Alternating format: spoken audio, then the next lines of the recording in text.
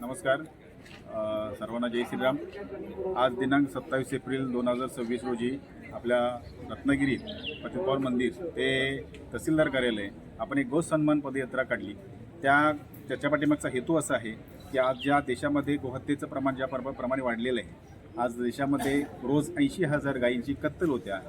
परत 3,500 kilo ton मांस आज निर्यात केलं जाते. हे कुठेतरी थांबलं पाहिजे. भारत मातेवरती गोहत्येचा जो कलंक आहे तो मिटला पाहिजे आणि गोमातेला राष्ट्रमाता हा दर्जा मिळाला पाहिजे. त्याचसोबत गोमातेचं संरक्षण करण्यासाठी त्या कायद्यामध्ये तरतूद केली पाहिजे. त्याचसोबत गोमातेला अनुदानित करण्यासाठी गोपालन मंत्रालय व्हावं अशा पद्धतीची मागणी देशभरातील गोसन्मान आव्हान अभियान याच्या अंतर्गत आज सगळ्या देशभरातील सर्व तालुक्यांमधून केली जाणार आहे. त्याच अनुषंगाने रत्नागिरी तालुक्यामध्ये सुद्धा आम्ही आज या गोसन्मान पदयात्रेच्या माध्यमातून सरकारपर्यंत जवळजवळ 5,000 स्वाक्षऱ्या घेऊन आणि हजारोच्या संख्येने आज आम्ही तिथे तहसीलदार कार्यालयाच्या इथे जाऊन आम्ही सरकारला हे मागणं मागत आहे.